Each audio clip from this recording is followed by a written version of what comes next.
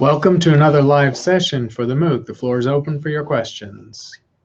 All right, the first question is from one of our students who is on with us live.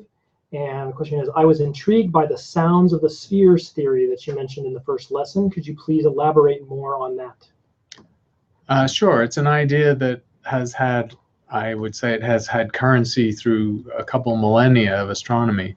So it really originates with Pythagoras. Pythagoras, he never actually said this. Nothing that he said comes down to us, but he is supposed to have said everything is number. And he meant that the universe was based on number, that mathematics was at the heart of theories of the universe. And to Pythagoras, the spheres, the perfect spheres that were presumed to represent celestial objects and their motions, had a mathematical form. And we can understand orbits do have frequencies and so on. So it's natural to convert orbital or periodic motions into frequencies and then imagine they might be sounds. So to Pythagoras, the universe was made of harmonies, celestial harmonies with different motions, different frequencies, different pitches or notes for every object. He did understand that these pitches or notes might be inaudible or imperceptible to human ears. So that's the notion of harmony of the spheres. And it came down all the way to Kepler, who then used it in a slightly different way to try and understand the position of the planets in the inner part of the solar system, the planets that have been detected so far. And he decided that the ratios of their orbital parameters corresponded to harmonics in musical terms. And so he made his own version of the harmony of the spheres based on a more detailed knowledge of orbital motions. So this idea has sort of continued to the present day, and I think the more modern version of this is sonification of astronomical sound. So you can look on the internet, or people have made whole shows about this or written books about it, that there's a whole part of the musical or performance art community that involves taking true astronomical data and converting it into sounds, which is sonification. People have done this with the solar noise, if you like, or the solar oscillations, and the Kronos Quartet, a very famous modern string quartet, has performed this live and commissioned works based on astronomy sounds. This has been done with the Big Bang, the sounds of the early universe, where obviously no one was there to hear it, so it's not true sound as we understand it. And it's been done with all sorts of scientific sounds, but also astronomical sounds. So the harmony of the spheres is this very simple idea that has a lot of currency through the history of astronomy. All right, the next question is kind of a cultural question. How can African countries participate more in space research, astronomy, or the greater space age? It's a good question, because we would like astronomy, since the universe is a big place and the Earth is very small. It would be nice if everyone got to share astronomy, especially since the sky belongs to everyone. The night sky is the same for everyone as the Earth spins on its axis. So Africa has historically been disadvantaged as far not only as astronomy goes, but especially as far as modern big science goes, because big science is pretty expensive. But actually the situation right now is not bad. So going back in the long term, obviously there's a cultural history of astronomy in Africa in various forms that goes back thousands of years. And I'm lucky to know someone called Tebe Madupe, a young South African man, middle-aged now. I met him when he was a young man, a grad student, who is from South Africa, and he's made a couple of movies about African astronomy, cultural astronomy, and he's traveled Africa looking at the cultural heritage of African astronomy. And it's very rich and it's diverse. Different parts of Africa, different tribes have informed themselves about different parts of the astronomical sky and incorporated them into their culture and their myths and their legends. So moving it forward to the present day, when Africa obviously is mostly full of developing countries, perhaps with the exception of South Africa and maybe Nigeria, which is intrinsically rich, but most of its citizens are not rich. South Africa does have some big projects, big science, and Africa does. So there is a square kilometer array, the next generation of major radio observatories, which will improve on, say, what the VLA in Socorro, New Mexico can do by a factor of 100. So a very large, extremely sensitive radio telescope for the future, the next frontier project, a probably $8 to $10 billion project in total, just starting to be built. And there was a runoff between the last two possible sites for that telescope, which were to be Southern Africa, not just in one country, but actually straddling 4 countries, and Australia. And rather than decide between them, the project was awarded to both countries because it's an interferometer, so you can combine signals from across the world. But the upshot is that the southern part of Africa is going to get a capital infrastructure project in astronomy that's valued at several $billions. It's by far the largest scientific project any part of Africa has ever had. So it was a huge coup for the southern African countries, and it's going to be a huge boost to their astronomy, but also their research infrastructure.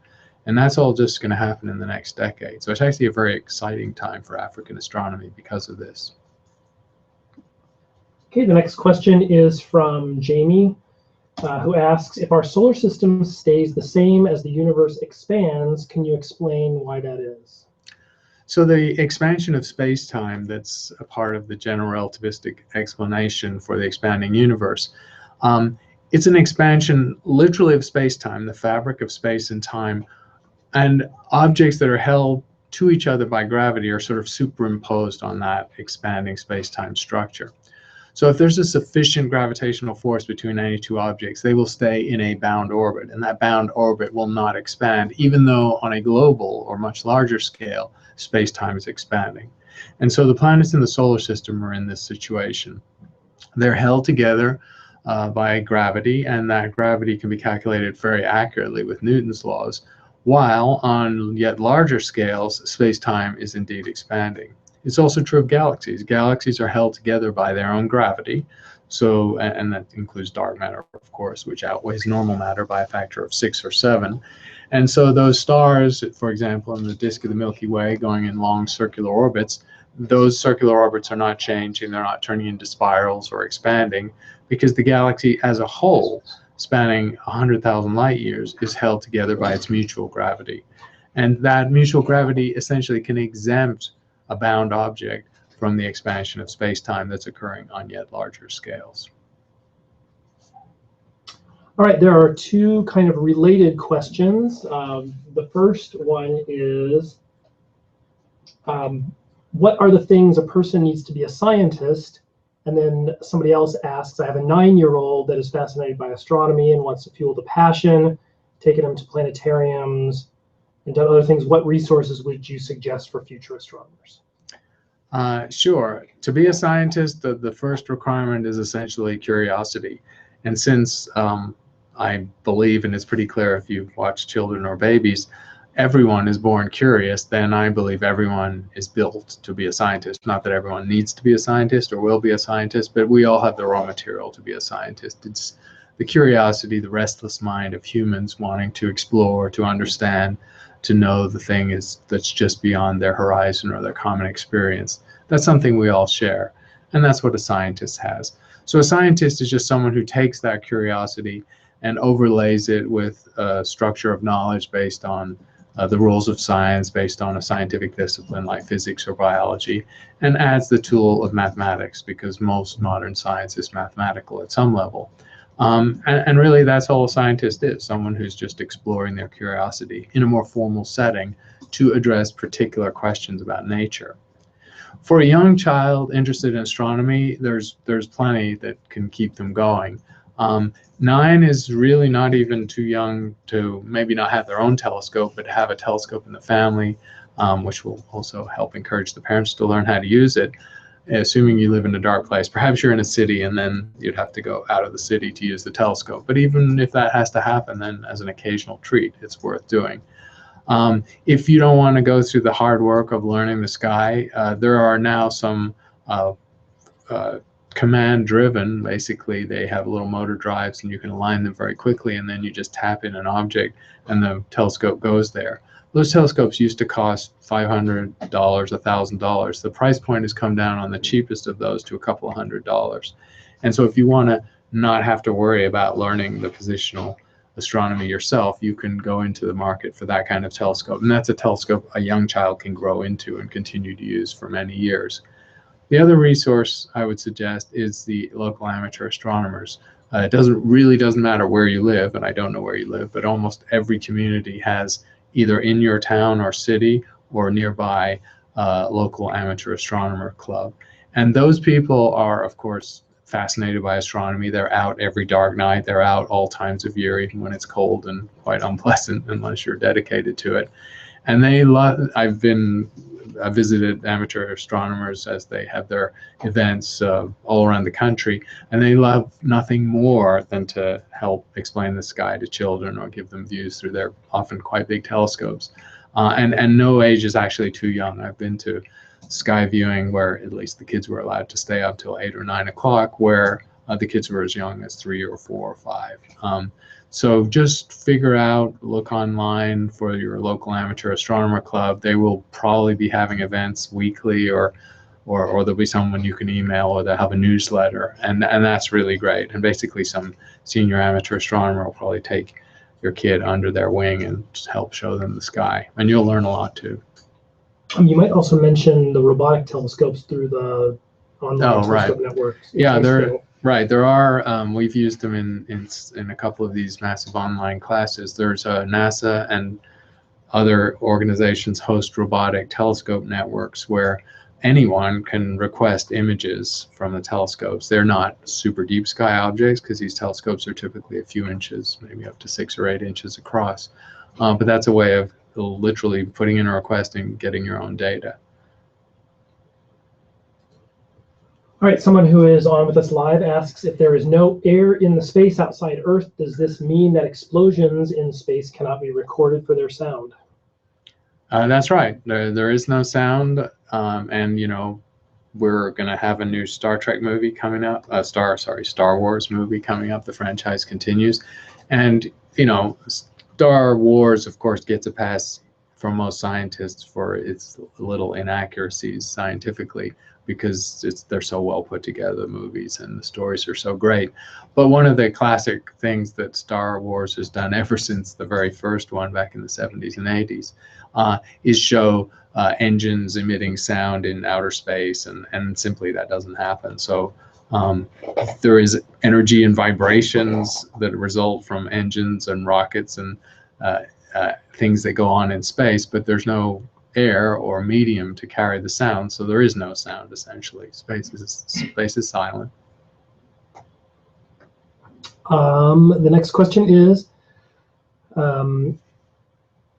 why does the black hole not suck the whole galaxy in if it is so strong?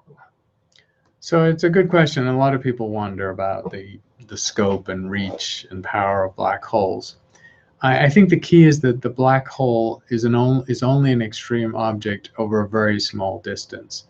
So if we just did the thought experiment of some evil genius alien civilization decides to turn our sun into a black hole. So hypothetically, our sun will not die and turn into a black hole. It will lose some mass and then die as a white dwarf, a cooling ember. But if somehow you could go to the sun and squash it to about 3 kilometers in radius, it would meet the formal definition of a black hole. So in principle, our sun could be squashed to the size of a black hole. And the question, interesting question, hypothetical, it's not going to happen, is what would happen to us? What would it do? And the answer is nothing. The Earth at its large distance from that black hole, remember, at our distance, 100 million kilometers, you're talking about a few kilometer black hole where the extreme effects of gravity are essentially within 100 times the black hole's size. So we're talking about a few hundred, maybe a few thousand kilometers. But the distance of planets is tens or hundreds of millions of kilometers. So at those large distances, we see nothing different than Newtonian gravity, even if the sun were to turn into a black hole. And all the distortions of space and time and the sucking in of matter is all going to happen very, very close to the black hole. So now scale that up to the size of a galaxy, the big black holes, the beasts that inhabit the centers of galaxies. They do indeed have masses, millions or even billions of times the mass of the sun. But the galaxy now is, of course, hundreds of thousands of light years across. So again, even that huge black hole is only affecting, now it's of course going to affect a significant region, not just hundreds or thousands of kilometers, but probably millions or tens of millions of kilometers. But that's a tiny, tiny fraction of the size of a galaxy. So perhaps there are a handful of stars that are within the sphere of the gravity of the black hole where it's extreme, that will be sucked in whole or have their atmospheres ripped off. But it's just not going to affect much of the galaxy itself. The next question is, because of the finite speed of light, when we look at distant galaxies, we are looking back in time. If we were to hypothetically travel to these galaxies from the Earth at, say, 70% speed of light, how would they appear when we reach them? And how would they change along the way? Yeah, good question. If we could do this hypothetical near light speed experiment, so the questioner obviously realizes that we can't really approach light speed, relativity effects will take hold, but just say we could travel at half, 2/3, 3/4 the speed of light to a distant galaxy. Of course, we'd have to somehow live for millions of years, because that's how long it would take at that speed.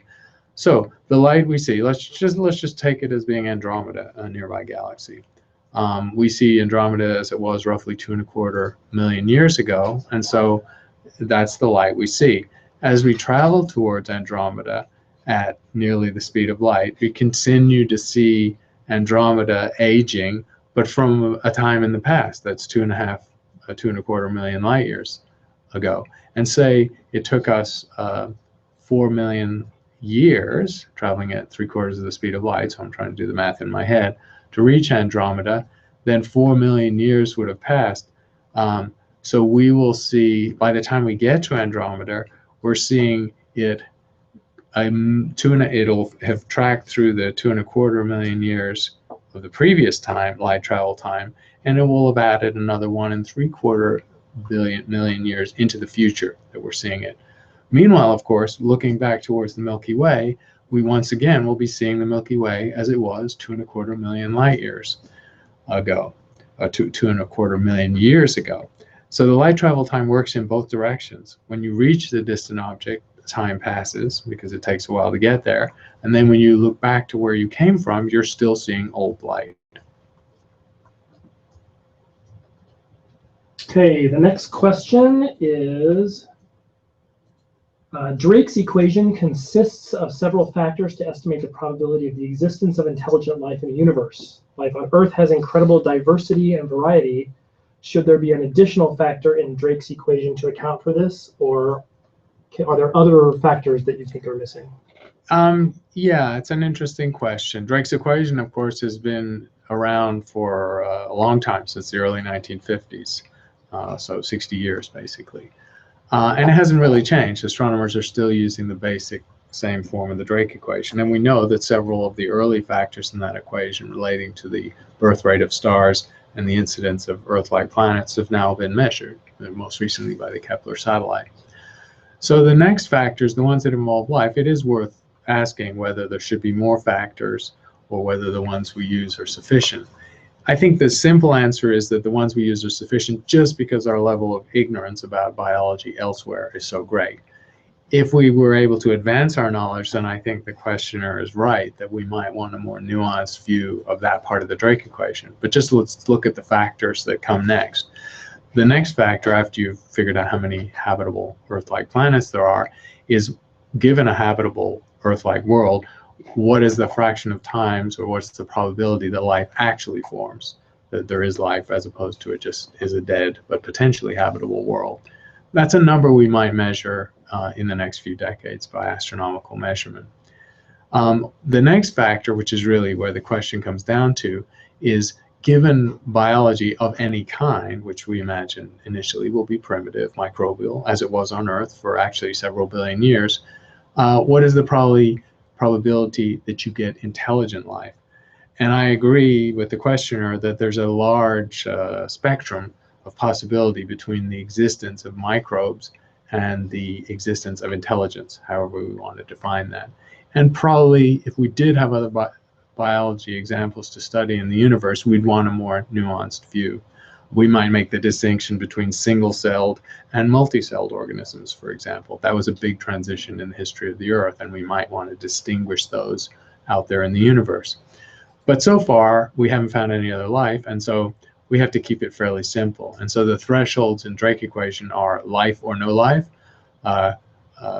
intelligence or no intelligence, and technology at the level of telescopes and traveling to other planets, or no technology. And it's three simple factors that pretty much accommodate all the possibilities we care about. So its Drake equation is pretty crude, but it's probably good enough for a while longer. All right, the next question is your course, so it's two questions. Is your course name a play on Ian Banks' The Culture, State of the Art? And then as the course draws to an end, what would you recommend our next readings or MOOC should be in order to become better junior astronomers? Right. Well, I like the question about Ian Banks. It isn't actually. There was not a self-conscious reference to Ian Banks. However, since he's come up, he is one of my favorite authors. I don't know Ian Banks. He's a fellow countryman. He's a Scotsman. He died a few years ago, unfortunately, not that old. Brilliant writer, and he's written in a number of genres. He burst on the scene very early. I don't know if he was still a teenager, but he was in his early 20s when he wrote this kind of staggering book called The Wasp Factory, very disturbing. It's about a sort of dysfunctional family in Scotland, and it's sort of about sadism and torture and of animals and insects and very unfortunate family circumstances, but written in this bizarre, sympathetic first-person voice. So that was an amazing debut for a writer. And throughout his career, he sort of played out parallel sets of novels on various subjects, like his first one, and then some very ambitious science fiction novels, which were linked together into series. And he wrote a lot of books. So no, I wasn't referring to Ian Banks, but maybe it was in the back of my mind because I do like him as a writer. As for the next MOOC, it's a good question. It's something we've talked about in our group, and Matthew and I were talking about it just a week or so ago. And astrobiology is the source of a lot of questions and a lot of excitement in this course, and it's a growing subject. And perhaps an astrobiology course, which is, of course, they are topics in this broad spectrum course, would allow us to drill down a lot more, cover a lot more of the biology, cover a lot more of the earth science. So astrobiology would be a natural second course. But also just literally a conversation from this morning spurred by a session we had at the university talking about MOOCs and what you might do with MOOCs. I think a course on observatories of the world would be really cool, where it includes a lot of video shot by, not myself necessarily, but we'd outsource it to grads and postdocs, shooting video of what it's like to observe, what these observatories are like, and sort of getting this sampler, amazing sampler of all the observatories of the world. I've been to a lot of them. They're spectacular places. You'd learn a lot about the research that's going on. It would be kind of cutting edge, and it would also represent the young talent in astronomy. So, you know, one or maybe both of those ideas we're looking to play out in the next year. All right, the next question is from Val Parks. Can you please explain a particular aspect of Hawking radiation for black holes? If matter-antimatter virtual pairs pop into existence right at the event horizon and one falls in and the other flies away, why does the mass of the black hole decrease?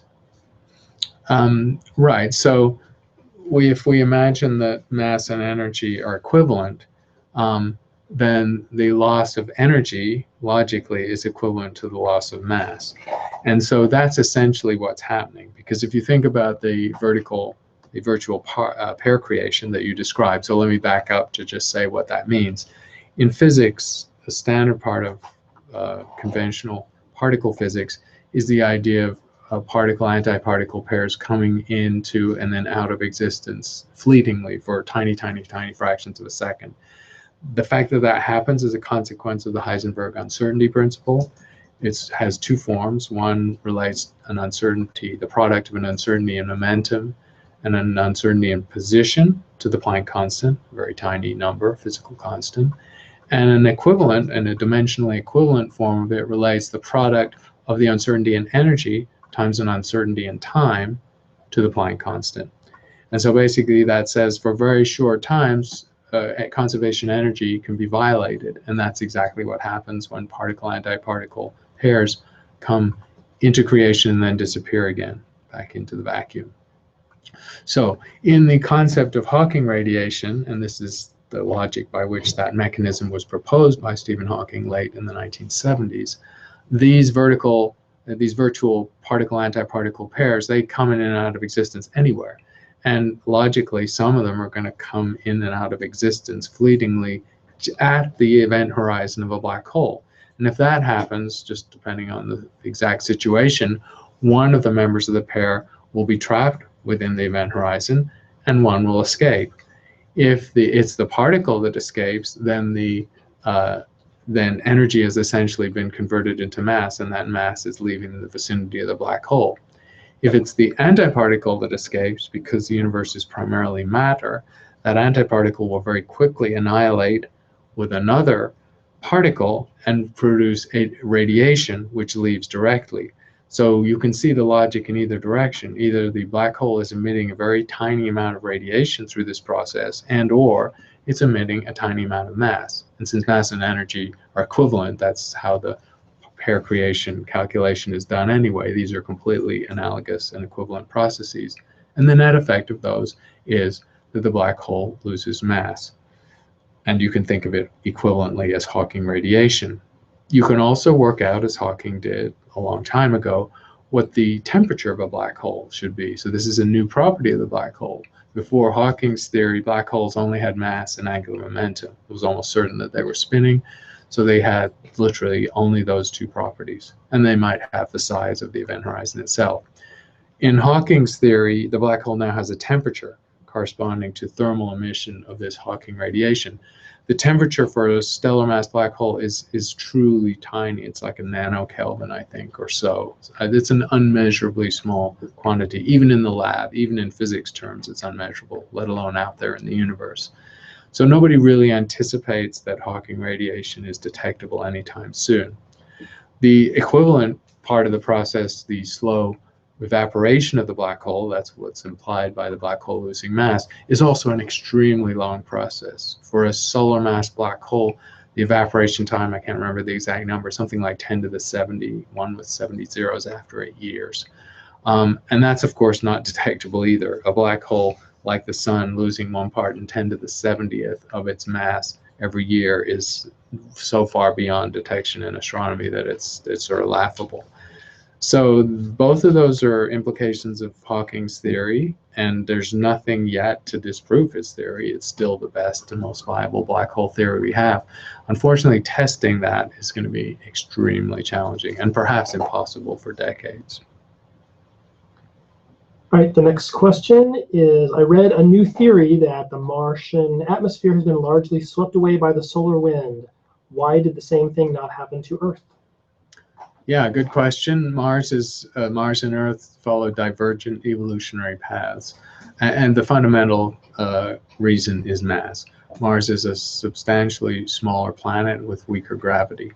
That smaller mass also relates to the likelihood that the planet will be geologically active, have a liquid core, and sustain a magnetic field. So the key difference between Mars and the Earth, there's a set of things that obviously go together. The strength of the gravity is what can sustain a thick atmosphere, like retaining it. But probably in Mars' case, the more fundamental issue was the loss of the magnetic field. And that magnetic field on the Earth is dynamically generated by the fact that we have a liquid core. As you know, the Earth's magnetic field reverses direction periodically because it's dynamically generated. It is a dynamo process in physics. Because of this solid core and then a liquid outside to that, generating seed fields that then grow and are amplified. Mars lost that ability because it was lower mass, because it did not have the liquid core, and because it could not therefore retain and generate a strong magnetic field. Without the magnetic field, the solar wind does its damage, ablates the atmosphere, and Mars loses its atmosphere. And so it was the recent data is, of course, homing in on a view of how Mars evolved over time. So it was always known that Mars should have been leaking its atmosphere into space because it is a low-mass planet, but that was not sufficient to explain why Mars has such a thin atmosphere, about 1% of the Earth's atmosphere. The second piece of the story, actually the more important piece, is the lack of that magnetic field and the solar wind essentially stripping the atmosphere over time. All right, the next question is, Sorry, I lost my place. What is the next big frontier, in your opinion, for astronomy? Well, it's a big and boisterous subject, so it's actually hard to tell what the frontier. I mean, I'll give a handful across the subject that are all the kind of things we've been talking about in this course. In the world of nearby planets and exoplanets, the next frontier is clearly the detection of life on another planet.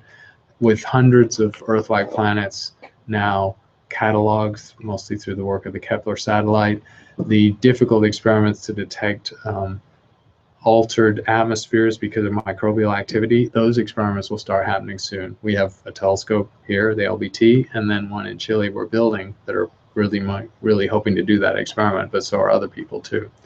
So the detection of life beyond Earth on an exoplanet by looking at its altered atmosphere is one incredible landmark that could happen soon. Going further out, I would say another one is the detection of gravity waves. LIGO will come online next year at its full sensitivity, and we might see the production, industrial scale production, that is to say detection a week, if the best simulations are right, of gravity waves. And so a whole new field of astronomy will be opened up next year. And if it doesn't, then something's wrong with our theory of gravity. And then the third one I pick is obviously the enigmas of cosmology, dark matter, and dark energy. I don't actually think dark energy is in the near frontier for figuring out. It's a pretty intractable problem. It's very difficult to come up with sensible theories for dark energy, and it's also very difficult to come up with new sensitive observations of dark energy. But I think dark matter is a different matter, so to speak. I think we're going to make progress on that. And if you've been reading the papers, maybe we're going to get a question about this, but I'll mention it now.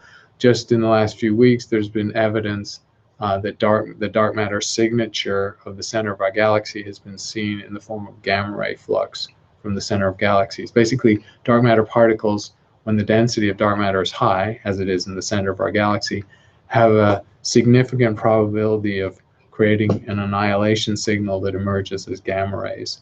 And that little gamma ray excess has been seen by the Fermi satellite, and it's completely consistent with the dark matter particle being a weakly interacting massive particle. So even if that turns out not to be the actual discovery, and maybe it'll happen in the lab, I think we're on the hunt for dark matter, and that's going to be the next frontier in the next couple of years. Right, the next question is from Will, who is on with us live. Recently, there was a report on the news of an X-ray burst from space. What do we learn from these events? I'm not sure what that one might refer to, because they do happen fairly often, but there are X-ray and gamma ray, so high energy bursts seen around the sky at cosmological distances. They tend to be in other galaxies. They don't have a source in our own galaxy. And they are very rapid, and they're extremely high energy. When you can identify the source and it is another galaxy, the luminosity implied is phenomenal. And these are X-ray bursts and gamma ray bursts, basically categorized differently. And they're not all necessarily one phenomena. It's clear that some of these phenomena are associated with what's called hypernovae, which is extremely massive stars, perhaps 100 times the mass of the sun or larger. That's as massive as any star gets, living very short lives and collapsing catastrophically in a sort of exceptionally extreme form of a supernova. And the blast wave there is sufficient to generate a pulse of gamma rays of extremely high intensity. Gamma ray bursts really, for a second or so, outshine the rest of the universe in gamma rays.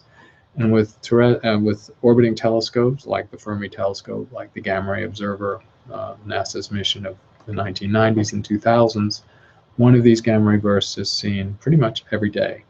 X-ray bursts are slightly more rare, and they also may represent different type of phenomena because the spectrum of the X-rays is a little softer, meaning there's not as much of an excess of high energy X-rays, and people are still wondering whether this represents an accretion phenomenon in a binary system or some other phenomenon. So X-ray bursts are still under study, and they do not seem to be necessarily one type of object. Right, there are several questions from viewers about the expansion of the universe. And so the first thing is just generally, can you talk about how that happens? Why is the universe expanding, and what do we know about the expansion of the universe? And then we'll piggyback a couple on there. Yeah, so a cosmic expansion, which was of course first detected by Hubble in the late 1920s, 1929 was his pivotal paper, and he actually never used the phrase expand the universe. Hubble actually just talked about the recession of galaxies, the recession velocity of galaxies. That's what he measured with his spectrograph. So he was being formally correct in not assigning a phenomenon to it or applying a theory to it. He just talked about the observation he's made. But it was very clear soon after Hubble published his data that his recession velocities could be interpreted in terms of the theory of general relativity's prediction and explanation of an expanding universe. And so in the general relativistic formulation, the universe is expanding, which is to say space-time itself is expanding. Whatever mathematical description general relativity gives to space-time, the metric, as it's called, which is essentially the way of measuring distance, is x, y, and z, plus t for time, is expanding over time. And so astronomers talk about something called big R in the math. It's big R, which is a function of time. R is the scale factor, and it's the distance between any 2 points in the universe. And the Big Bang Theory just describes the way R, the distance between any 2 points, near or far, changes over cosmic time. So that's the formalism, and the description of the expanding space applies everywhere in the universe. All right, so the next question is there a conflict between the impending collision of the Andromeda and Milky Way galaxies and the expanding universe? Right, and that alludes to a question earlier about how the solar system is not expanding, even though the universe is, or the galaxy, the Milky Way, is not expanding, even though the universe is. So, as I mentioned, objects or systems of objects that are held together by their mutual gravity do not necessarily partake of the expansion of the universe. And that's also true of the Milky Way or other large galaxies. And that also can extend to systems of galaxies, or at least in this case, a pair of galaxies. So the nearest galaxy to the Milky Way, which is quite close compared to the average distance between any two galaxies in the universe, these two galaxies are held by gravity, and we pretty much know that they're held by gravity because the tug of us on Andromeda and vice versa is sufficient to cause Andromeda to be moving towards us at the speed of 100 kilometers per second. So as with the galaxy itself, us and Andromeda as a pair of galaxies experience enough mutual gravity to exempt the pair of galaxies from the cosmic expansion, which is occurring around us and around Andromeda on yet larger scales. And that can play out elsewhere in the universe. We see many situations where there are binary pairs of galaxies held together in orbits, just like a binary pair of stars might be in the Milky Way, and even large clusters of galaxies like the Coma cluster, which has tens of thousands of galaxies, or at least thousands of galaxies, all contained within one very large region of space and held together by their mutual gravity, even while the universe around them continues to expand. So then the next question is dark energy becoming stronger than gravity? Gravity seems localized to the galaxy, and dark energy seems to be pulling it apart. Yes, so the relative strength, if you like, of dark energy and gravity is a critical issue in cosmology. It sort of relates to how the universe will evolve. And the way astronomers measure this is in terms of the overall density of each of these two entities. So if you get your units right, you can compare them. You can make a dimensionless unit out of either dark energy or dark matter and show what it contributes to the dynamics of the universe. And that was first done 10 or maybe 15 years ago when dark energy was discovered in the mid-90s. Within 5 years, people had got this kind of a measurement, which shows that the contribution to the dynamics of the universe of dark energy is about 2/3 as a fraction of 1. And the contribution of dark matter is about 1/4. And the last little bit is normal matter. So the repulsive force of dark energy is stronger than the overall attractive force of matter, mostly dark matter, by a factor of 3, which is an interesting result. And that is indeed why the universe is accelerating in its expansion. Even though there's a lot of dark matter out there in galaxies and even beyond galaxies, the sum of the mutual attraction of all the dark matter on itself and on the nearby pieces of dark matter is less strong than this repulsive force that's causing space-time to expand at an ever-increasing rate. The next question is, how testable is string theory? And if it turns out to be fact or truth, then what is next for theoretical physics? Yeah, it's a good question, and there's some frustration in the physics community and in the cosmology community that string theory has not proven easy to test. For the people who practice string theory, they're so busy dealing with very difficult mathematics and a difficult physical theory to work in, because almost all versions of string theory incorporate multiple dimensions, usually 9-dimensional space-time. So doing the calculations in string theory is hard enough. As for predictions, the problem is that the fundamental entities of string theory, the strings themselves, only manifest on scales that are of about 10 to the minus 33 meters. And those are scales that correspond to energies in the vacuum that are phenomenal, 10 to the 25, 10 to the 27 Kelvin, completely unattainable by accelerators. So in very simple terms, in terms of the energy you would have to generate in a lab or accelerator situation to experience the phenomena of strings, we're so far from being able to do it that it's like a joke. We're not even close, and we can't see our way there. So if that were all, it might seem like string theory is not testable, and it's not even really scientific if it's not testable. But there are a couple of other possibilities. One involves the extra dimensions. So in string theory, the 3 dimensions of space and 1 of time, the sort of curved space-time of Einstein's theory, is not all there is. There are other dimensions, hidden dimensions essentially, and they're dimensions that are only accessible through these extremely high energies or temperatures. But in string theory, it's possible that there are subtle imprints of those hidden or high energy dimensions on the lower temperature, lower energy dimensions of space-time we live in. And there's been a lot of work to try and understand what those signatures of hidden dimensions might be. There's even some indication that those imprints of higher dimensions might be manifest on lab scales, which is to say meter scales. It's just a numerical coincidence that it works out that way in the theory. And that has suggested some lab physics experiments to test for hidden dimensions, for the graininess of string theory on this incredibly small physical scale.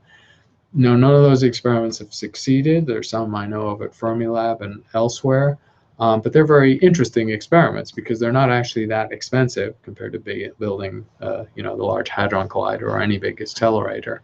So it's pretty cost-effective science to test a pretty important theory. So that's one approach, hidden dimensions.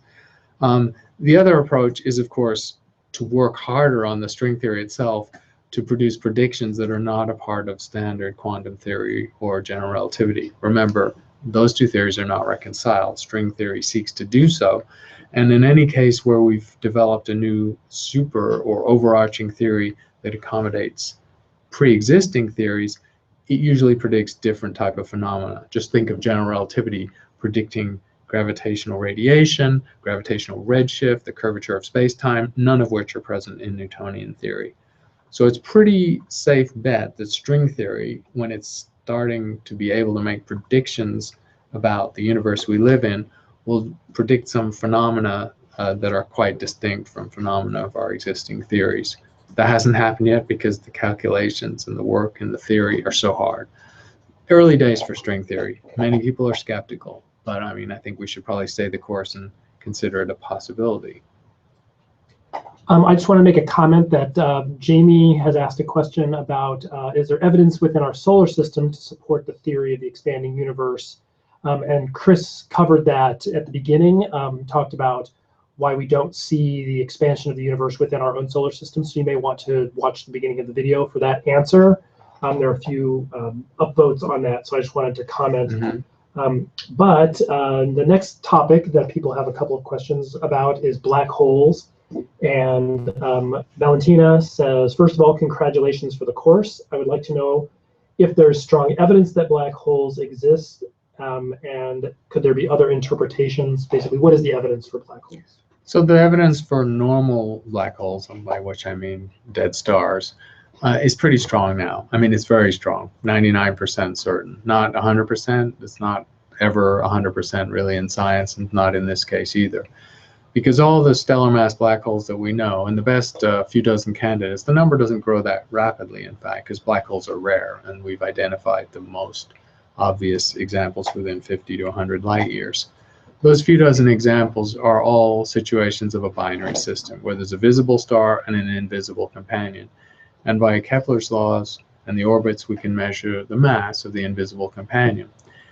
And if the mass of a invisible companion that we know to be an evolved and therefore dead star is more than essentially 3.5 times the mass of the sun, it has to be, within theory, a black hole.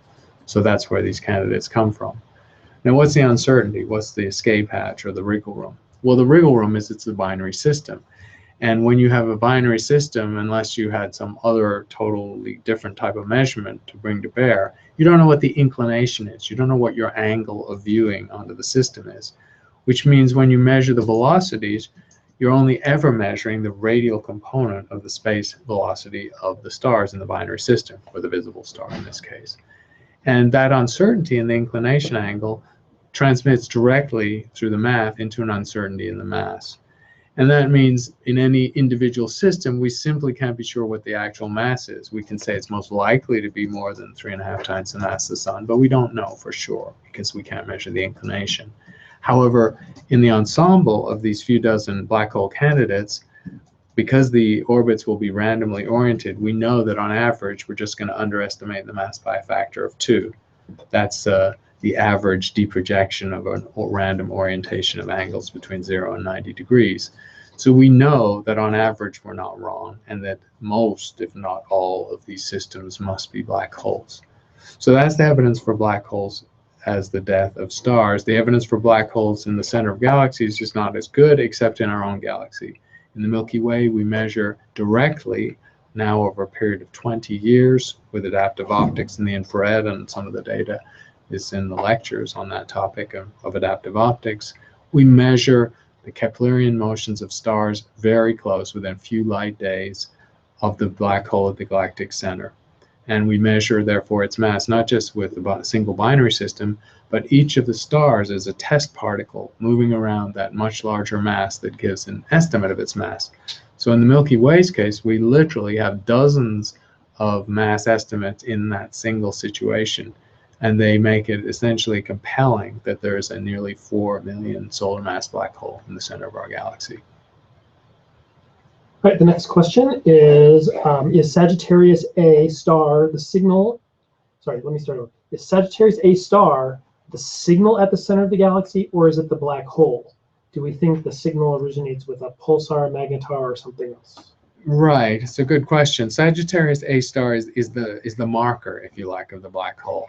It is historically it was discovered as a radio source, and Sagittarius is the constellation in the sky where the center of our galaxy exists, and it was just labeled with radio telescopes as Sagittarius A star.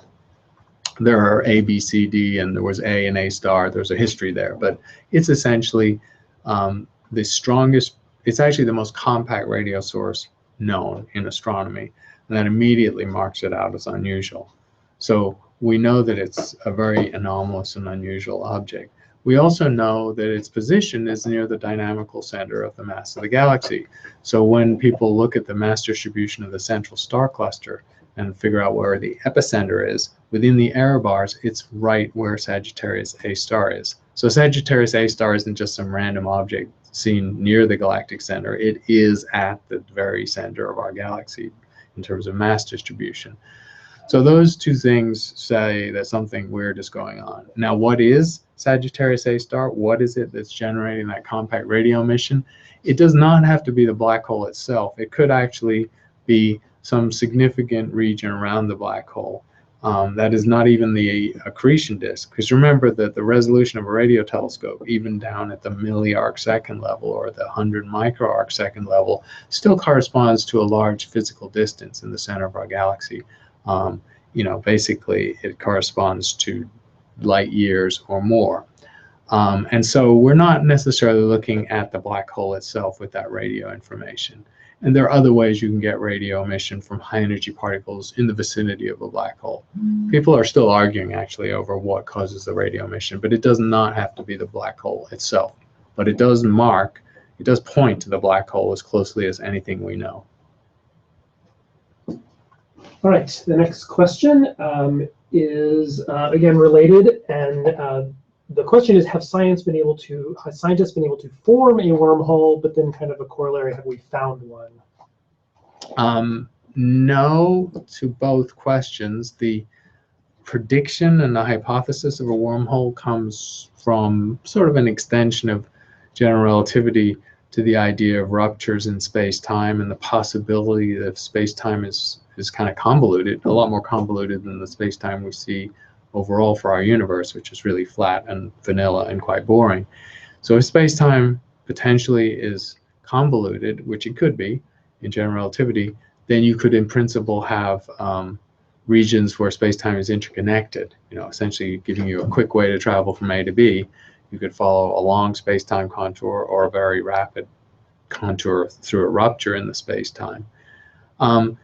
What a white hole means is not entirely clear. The idea that there's a source and a sink, if you want to use a physics term, or there's a place where nothing can escape and then a place where the energy does escape. It's not entirely clear what a white hole means in those terms, what kind of radiation is actually being emitted by the white hole that makes it white as opposed to black. So the theory is not clear on that. Nor is the theory clear, nor are astronomers clear on how you would distinguish a white hole from any other phenomena that we might measure. So really, observationally, we're at square one. We're just at the very starting point, and we wouldn't really know where to look for a white hole. If it represents a space-time rupture, a place of interconnection in a convoluted space-time, we haven't seen convoluted spacetimes in the universe, so we actually don't really know where to look for one. All right, the next question, it brings us a little closer to home. Are all the planets in the solar system orbiting the sun on the same plane? Are they like spheres on a pool table, and then why? So yes, the planets generally are co-orbiting. They're all moving in the same direction around the sun, which is also the direction in which the sun rotates, and that's a reflection of the angular momentum or the initial spin, systematic spinning of the gas cloud that collapsed to form the planets in the sun. So and that also explains, because there was an angular momentum vector, or there was an overall orientation of that gas cloud, as it collapsed down its poles into the equator to generate a disk of gas and dust that would subsequently form planets, that left a set of objects that more or less orbited in a plane. But not exactly. The deviations from them being exactly in a plane are significant. The tilt of most of the planets with respect to the plane, the overall plane of the, say, the Earth-Sun system, which is on the sky, the ecliptic, that tilt is usually just a couple of degrees. But it's more for a couple of the planets, and of course, for the outermost ones, it's part of the reason that Pluto was ejected from the pantheon of planets, because it has a highly inclined orbit. And Neptune has an inclined orbit too, not as much, also indicating a strong gravitational interaction that disturbs the initial pristine geometry. So in general, we expect solar systems to form very coplanar with very, very small angles of tilt. But over time, interactions and dynamical effects can lead things to just get messed up a little bit. And so we see signs of that in our solar system. Right, the next question, what industries or fields of study, in your opinion, need to be studied or better understood in order for humanity to take a bigger leap into space exploration? Well, I just came back literally last night from SpaceCom, which is a huge conference in Houston, done there deliberately because Johnson Space Center is there. And SpaceCom is a big exposition in their big convention center in Houston, for the commercial space sector, this emergent and buoyant sector where the private industries are now looking to do space exploration, not just leaving it to the government. So I gave one of the keynote talks. One of the other 4 keynotes was by NASA's administrator. And so they got the NASA perspective, but really most of the talks were from private space companies, Virgin Galactic, SpaceX, all the orbital sciences, Blue Origins, most of those were represented. So for space to take off, these organizations, these technologies that they're working out have to mature enough that space travel can be done routinely and reliably, and also cheaper in terms of dollars per kilo into low Earth orbit than it is now. And there's a lot of players working on this. I think the thing that most surprised me about Spacecom was I knew of the big players, the ones I listed, plus another 5 or 10 that are known to be working on space technologies. But this meeting had more like 100 space companies. I mean, a kind of an amazing number of space companies. Some are small players, some bigger. Many were starting to get venture capital in the realm of tens of millions of dollars, and the angel investors and the venture capitalists were at this meeting. So I would say this sector, of course, needs investment, needs people willing to take a risk on financing a new idea, and that was present. That's been manifested at this meeting. And it also needs fairly deep-pocketed investors and entrepreneurs, and obviously Richard Branson is close to a billionaire.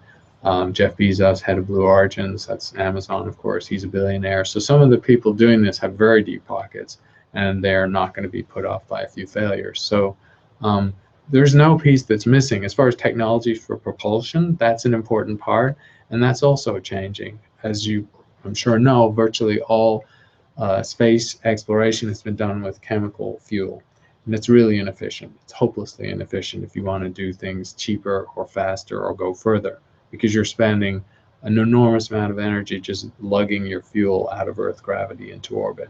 That's always been the case.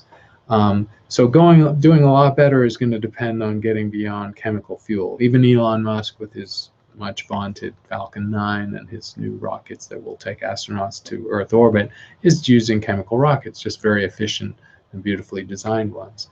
So there are ion engines, there are not matter, antimatter, that's science fiction so far. But there are a set of technologies that are going to possibly improve on chemical rockets by an order of magnitude or more, and that will be transformative. Now, those R&D efforts are really still in their infancy, but I saw talks about all of those technologies, and people are trying to push on those pretty hard. All right, next question is the cosmic microwave background at 13.7 gigayears an absolute limit as to how far back we can see, or has expansion added to that distance? Since theoretically the CMB would have moved, is it a time limitation or a space-time limitation?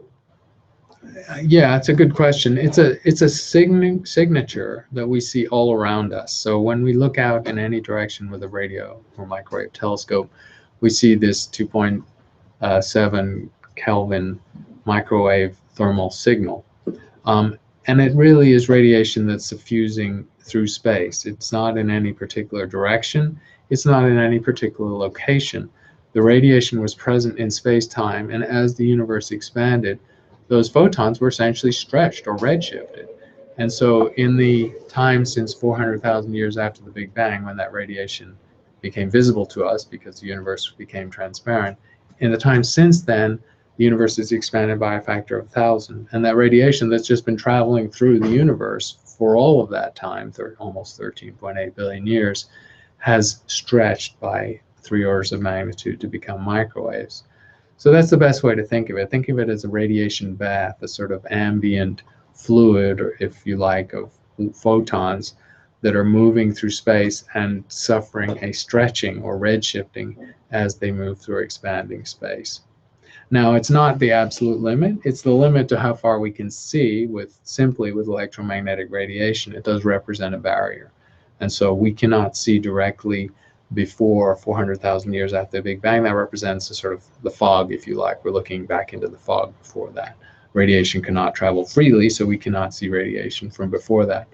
But we do have signatures of physics and the physical state of the universe from before that. The most prominent, of course, is the large amount of helium we see in the universe, far more than could have been created by all the stars since then. And that helium in the Big Bang model is generated in the first few minutes when the universe itself was the temperature of the core of a star like the sun. So that's a very clear signature of the early universe, far before the signal of the microwave background. There are some other more tentative signals that we don't fully interpret. For example, why the universe is more matter than antimatter by a huge factor. It's very asymmetric. That dates back to the first microsecond after the Big Bang.